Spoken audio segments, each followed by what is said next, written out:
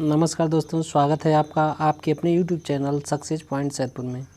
दोस्तों आज है 12 अगस्त और 12 अगस्त के जितने भी इम्पॉर्टेंट क्वेश्चन हैं आप लोगों के लिए लाया गया है, जो कि प्रतियोगी परीक्षाओं के लिए काफ़ी महत्वपूर्ण है। और दोस्तों चैनल पर नए हैं तो कृपया इस चैनल को सब्सक्राइब कर लीजिए और बेल आइकन दबाना ना भूलें, जिससे कि जितनी भी इस चैनल पर वीडियो पड़े हमारी तरफ से उसका नोटिफिकेशन आपको सबसे पहले मिल जाए। तो चलते हैं दोस्तों आज के पहले प्रश्न पर, जिसमें आज का पहला प्रश्न है, विश्व जैविक ईंधन दिवस कब मनाया जाता है। इस प्रश्न के 4 विकल्प हैं। पहला 9 अगस्त, दूसरा 10 अगस्त, तीसरा 11 अगस्त और चौथा 12 अगस्त। तो इसमें जो आपका दूसरा विकल्प है 10 अगस्त वह सही है। तो गैर जीवाश्म ईंधन के बारे में जागरूकता फैलाने के लिए हर वर्ष 10 अगस्त को विश्व जैव ईंधन दिवस मनाया जाता है।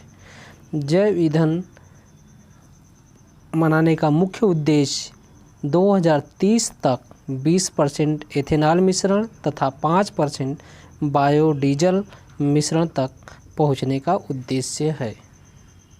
चलते हैं आज के अगले प्रश्न पर, जिसमें आज का अगला प्रश्न है जो काफ़ी इम्पोर्टेंट है।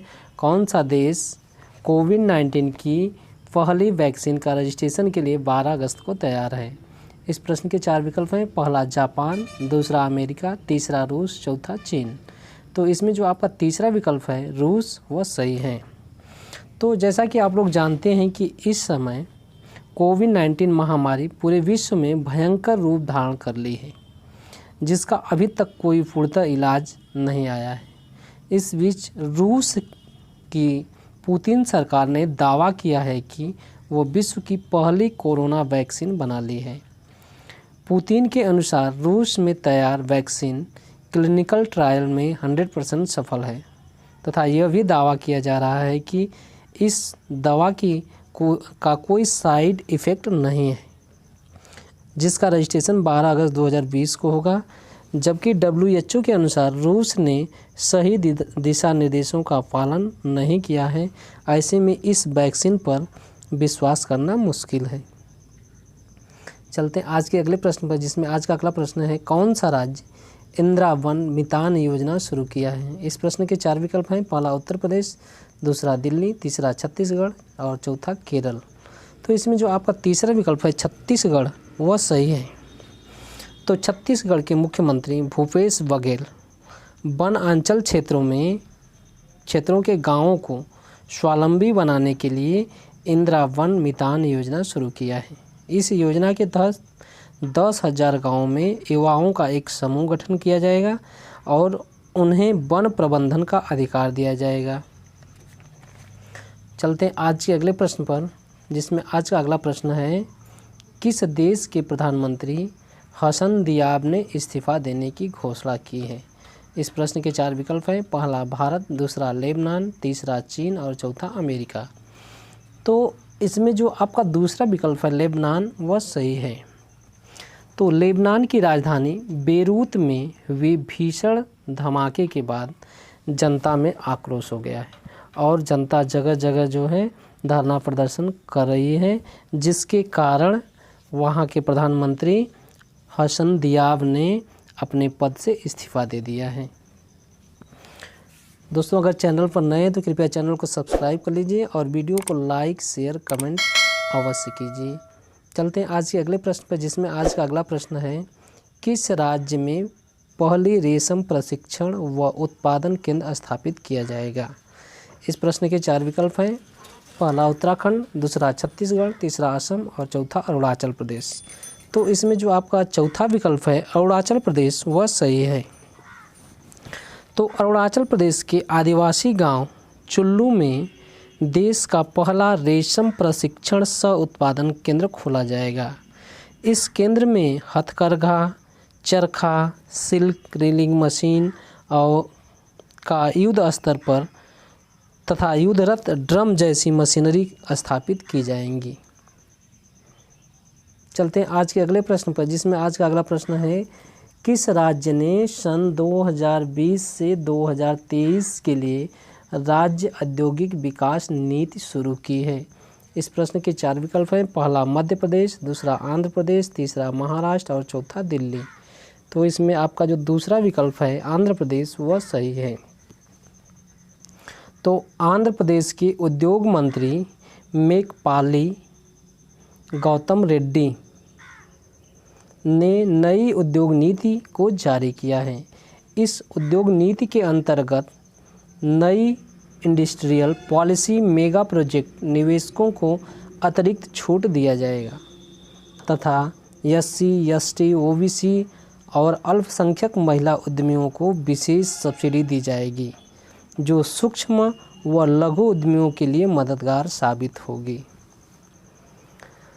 चलते हैं आज के अगले प्रश्न पर, जिसमें आज का अगला प्रश्न है प्रधानमंत्री नरेंद्र मोदी ने अंडमान निकोबार द्वीप समूह के किस परियोजना का शुभारंभ किए हैं। इस प्रश्न के 4 विकल्प हैं। पहला भूमि संरक्षण योजना, दूसरा जल संचय योजना, तीसरा सबमरीन केबल कनेक्टिविटी परियोजना, चौथा इसमें से कोई नहीं। तो इसमें जो आपका तीसरा विकल्प है सबमरीन केबल कनेक्टिविटी परियोजना वह सही है। तो भारत के प्रधानमंत्री नरेंद्र मोदी जी ने अंडमान निकोबार द्वीप समूह में सबमरीन केबल कनेक्टिविटी परियोजना का शुभारंभ किए। 11 अगस्त 2020 को 2312 किलोमीटर लंबे चेन्नई अंडमान निकोबार द्वीप समूह पर सबमरीन ऑप्टिकल केबल कनेक्टिविटी परियोजना की शुरुआत की गई है। चलते हैं आज के अगले प्रश्न पर, जिसमें आज का अगला प्रश्न है मालगुड़ी संग्रहालय का उद्घाटन कहाँ हुआ है। इस प्रश्न के 4 विकल्प हैं। पहला कर्नाटक, दूसरा केरल, तीसरा तेलंगाना, चौथा महाराष्ट्र। तो इसमें जो आपका पहला विकल्प है कर्नाटक वह सही है। तो कर्नाटक के एक पुराने रेलवे स्टेशन को संग्रहालय में विकसित किया गया है और संग्रहालय में विकसित करके उसका नाम मालगुड़ी संग्रहालय रखा गया है। चलते हैं आज के अगले प्रश्न पर, जिसमें आज का अगला प्रश्न है रुद्रेंद्र टंडन को किस देश में भारत का राजदूत नियुक्त किया गया है। इस प्रश्न के 4 विकल्प हैं। पहला नेपाल, दूसरा भूटान, तीसरा अफगानिस्तान और चौथा पाकिस्तान। तो इसमें जो आपका तीसरा विकल्प है अफ़गानिस्तान वह सही है। तो हम लोग अफ़गानिस्तान के बारे में जान लेते हैं। अफ़गानिस्तान एशिया में स्थित एक इस्लामिक गणराज्य है जो अप्रैल 2007 में सार्क का सदस्य बना। यहाँ की राजधानी काबुल है और यहाँ के प्रधानमंत्री अब्दुल्ला हैं और राष्ट्रपति अशरफ गनी अहमद जई हैं। भारतीय विदेश सेवा के 1994 बैच के अधिकारी रुद्रेंद्र टंडन को अफ़गानिस्तान में भारत का राजदूत नियुक्त किया गया है। चलते हैं आज के अगले प्रश्न में, जिसमें आज का अगला प्रश्न है जेम्स कमला हैरिस का निधन हुआ है, वे कौन थे। इस प्रश्न के 4 विकल्प हैं। पहला अभिनेता, दूसरा फुटबॉलर, तीसरा क्रिकेटर और चौथा रेसलर।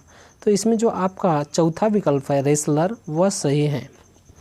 तो WWE के प्रसिद्ध रेसलर जेम्स कमला हैरिस का निधन हो गया है। वे चेहरे पर पेंट लगाकर विरोधी फाइटर को डराते थे और ये लगभग 400 से ज़्यादा फाइट किए हैं। 70 वर्ष की आयु में इनका निधन हो गया है। इस प्रकार से आज का जो करंट अफेयर का क्वेश्चन था वो समाप्त हुआ। जैसा कि आप लोग जानते हैं कि इस वीडियो के अंत में वीडियो से संबंधित ही एक प्रश्न पूछा जाता है जिसका उत्तर आपको कमेंट के माध्यम से देना है। तो आज का प्रश्न है लेबनान की राजधानी कहाँ है। इसका उत्तर आप कमेंट के माध्यम से दे सकते हैं और चैनल पर नए हैं तो कृपया चैनल को सब्सक्राइब कर लीजिए और वीडियो को लाइक शेयर कमेंट अवश्य कीजिए। वीडियो पूरा देखने के लिए धन्यवाद।